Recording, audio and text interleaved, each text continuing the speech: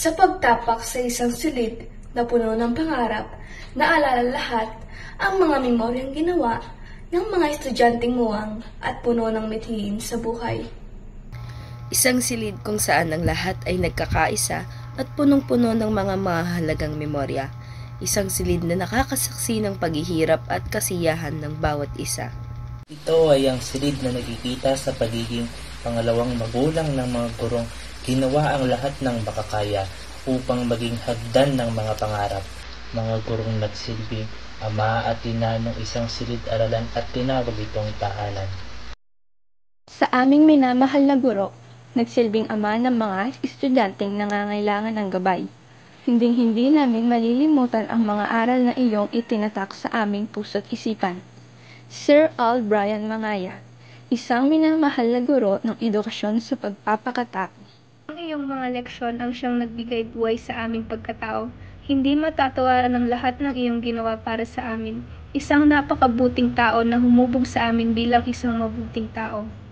Wala namang makapapantay sa isang guro na katulad mo. Maraming salamat sa iyo, aming guro. Dahil sa iyo, natutunan na namin na kami rin ay mabubuting tao. Ang iyong pagmamahal na iparamdam sa amin ay tiyak na madadala namin sa aming pagtanda. Lagi naming tatandaan to listen and love one another. Lagi naming haharapin ang bawat araw ng may galak dahil naniniwala kaming today is better than yesterday. Kaya naman, pipiliin naming maging mabuting tao sa lahat ng panahon at pagkakataon. Maraming salamat po, sir. Para sa aming mga minamahal na guro sa asignaturang Pilipino at pananaliksik, nais po namin magpasalamat sa walang sawang pagtuturo ninyo sa amin. Sir George, ikaw po ang nagsilbing kasagutan sa aming mga katanungan. Kami man ay nahirapan sa paggawa ng research papers, ngunit dahil po sa inyo, ito ay naging mas madali sa amin. Salamat po sa motibasyon na STE naman kayo na palagi ninyong paalala sa amin.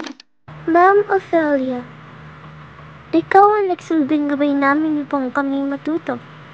Ang mga salita, hello mga anak! Ang siyang salubong ninyo sa tuwing kayo papasok sa aming silid-aralan. Sa tulong po ninyo, nahasa ang aming kakayahan sa pagsasalita sa publiko, sa pamamagitan ng pagbabaagi ng opinyon ng bawat isa. Kaya naman po lubos kami nagpapasalamat sa inyong sakripisyo at tiyaga na ibinuhos ninyo sa maikling panahon na pagtuturo sa amin. Isang guro na malugod kaming tinanggap, sa isang guro na dumating sa aming buhay noong 3 at 4 na quarter, at naghilom sa aming mga pusong naghihilom pa. Hi, Ma'am Mylene Feliciano. Sa unang pagkakataon na masilayan ko ang inyong mga mata, ito ang nagbibigay sa amin ng napakalalim na pag-asa. Pag-asa para sa amin na matuto palalo, kabila sa mga nangyari at ngamba nangyari. Kailanman ay hindi namin naramdaman ng takot. Marahil dahil itinuring niyo kaming bilang isang anak niyo, na laging sinasabayan sa aming mga kalokohan at laging pinapatawa sa lahat ng oras. Ikaw ang isang definidad na sa kakaibang ganda ng inyong mga mata. Nasilayan din namin ang ganda ng isang magaling at mapagmahal na guro.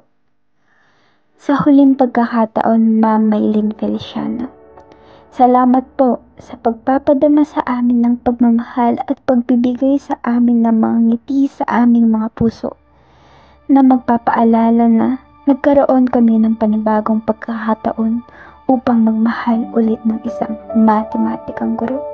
Nagsimula ang lahat na makilala namin ang aming magiging guro sa MAPE noong ako'y nasa 9 na taon.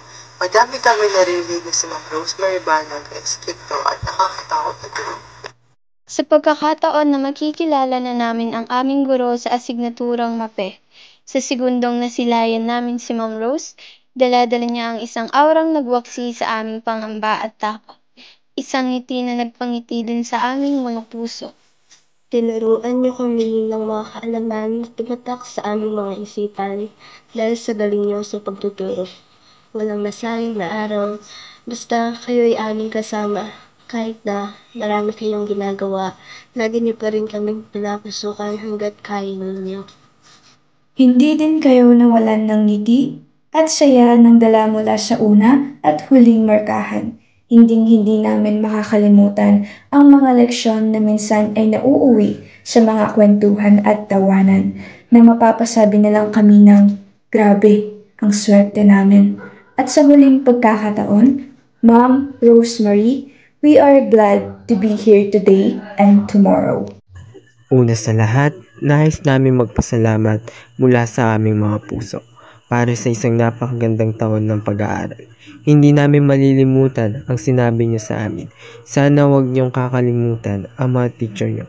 I-greet niyo pa rin sila. Tunay na napakalaking epekto ang inyong nagawa sa aming pagkatuto at sa aming mga buhay. Hindi kami magsasawang magpasalamat dahil naging bahagi kayo ng aming paglalakbay sa paaralan at sa aming buhay. Ang mga alaala na ibinahagi natin sa loob ng silid-aralan ay mananatiling buhay sa aming mga puso. Ang inyong pagkamapagpatawa, kabaitan at kahinahunan sa amin ay palaging aming hahangaan. Sa bawat aral na ibinahagi ninyo, naramdaman namin ng inyong pagmamahal at dedikasyon. Hindi lamang kayo nagturo ng mga leksyon sa aklat, kundi mga leksyon din sa buhay. Maraming salamat, Ma'am Cecilia, sa inyong walang sawang pagtitiyaga at sipag. Hindi po kayo nagsawang turuan at suportahan kami, kahit na minsan ay mahirap at puno ng hamon. Ang inyong tiyaga at malasakit ay magbibigay rin sa amin ng inspirasyon upang magsikap at mangarap. Salamat sa paghubog sa amin bilang mga mag-aaral at bilang mga individual. Mahal na mahal ka po namin at sana'y palagi kang gabayan at pagpalain ng Diyos. Habang papatapos na ang taon ng pag-aaral, nais namin gamitin ang pagkakataong ito upang ipahayag kung gaano namin pinahahalagaan kayo at kung gaano kami nagpapasalamat na naging bahagi kayo ng aming buhay. Napakalaking impluwensya ang inyong naibigay sa amin, hindi lamang sa loob ng silid-aralan, kundi pati na rin sa aming mga personal na buhay. Mga aral na patuloy naming dadalhin saan man kaming mapunta. Lagi kayong naging mahinahon, mabait, mapagmalasakit at maalalahanin na guro sa inyong mga estudyante. Ang inyong pagpapakita ng tunay na malasakit at pagmamahal ay hindi namin malilimutan. Ang bawat sandali na kasama namin kayo ay puno ng inspirasyon at kagalakan. Ang inyong pagtuturo ay nagbigay sa amin ng kasiyahan at kaalaman, lalo na kapag idinagdag ninyo ang inyong kahanga-hangang pagkamapagpatawa. Ang inyong mga ngiti at tawa ay nagdulot ng liwanag sa aming mga araw at nagbigay ng sigla sa aming pag-aaral. Muli, Ma'am, nais namin iparating ang aming taus-pusong pasasalamat. Mahal namin kayo, Ma'am Eileen, at dalangin namin ang patuloy na biyaya at pagpapala sa inyo at sa inyong pamilya sa mga darating na taon. Para naman sa aming guro sa asignaturang Contemporaryong Issue, hindi lamang kayo naging isang guro sa amin, kundi naging isang magulang na rin kayo sa loob ng aming silid-aralan. Salamat sa pagbigay ng liwanag sa bawat hakbang na aming tinatahak sa aming buhay. Tunay nga ng iyong tinig ang aming magsisilbing gabay sa aming paglalakbay. Mga aral na iyong iniwan sa amin ay tunay na aming pinasasalamatan. Dahil sa mga ito, amin pang pagtitibayin ng aming sarili para sa pagharap ng bawat pagsubok sa aming buhay. Ma'am Jen, ang iyong pag-intindi sa aming mga damdamin ay tunay nga na sobra-sobra pa. Salamat dahil kahit hindi man namin maibalik ang iyong mga sakripisyo, ay lagi ka pa rin nariyan upang kami ay patuloy na matuto. Sa patuloy na pag-ikot ng mundo, sa daan na maraming pagbabago, umarap man kami sa mga alon ng buhay. Ma'am Marilyn, salamat dahil lagi kang nariyan upang aming maging gabay. Labis ang aming kagalakan sa inyong presensya sa ating silid-aralan. Ang inyong mga morning verses at pasumba ang bumubuhay sa aming diwa sa pagpasok namin ng umaga. Ang inyong pagkamusta at pagchika sa amin tuwing tayo ay may free time ay tunay nga na hindi namin makakalimutan. Dahil sa pamamagitan ng konting kamustahan ay mas gumagaan ang loob namin sa inyo sa bawat araw na lumilipas. Salamat sa walang sawang pagsuporta sa amin sa bawat gawain namin sa eskwelahan. Hindi man kami ang perpektong mga estudyante, ngunit gagawin namin ang lahat upang maging proud ka sa amin, ma'am. Ang iyong sakripisyo ay magiging inspirasyon para sa amin upang magpatuloy. Kamusta po kayo, ma'am? Una sa lahat, gusto naming sabihin na sobrang miss na namin kayo.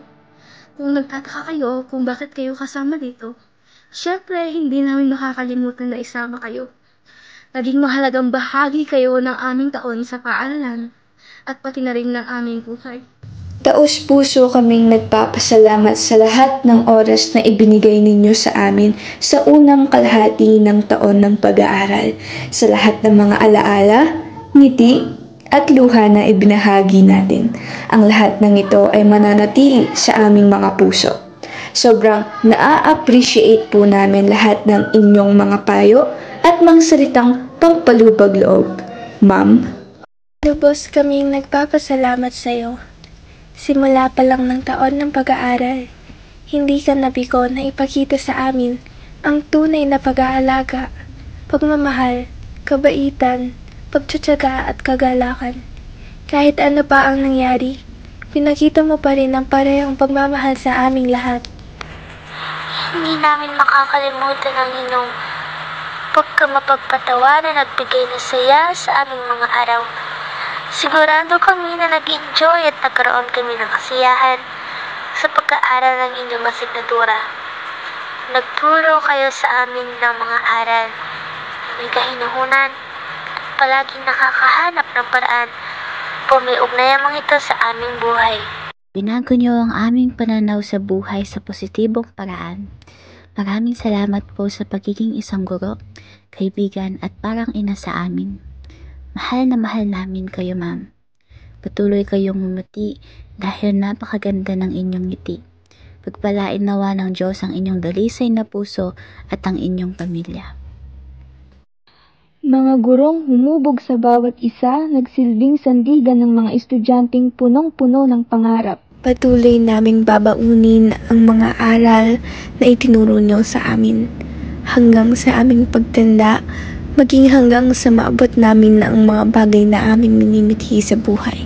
Mga dakilang guro, mga nagsilbing ama't ina sa silid-aralan na puno ng memorya. Kayo ang siyang naging daan patungo sa kinabukasan. Ang siyang naging hagdan para maabot ang tila talang mga pangarap. Maraming salamat sa walang sawang patnubay mga dakila at minamahal na guro. Kayo ang naging ilaw at nagsilbing liwanag sa dilim. Kayo ang ilaw ng aming mga pangarap.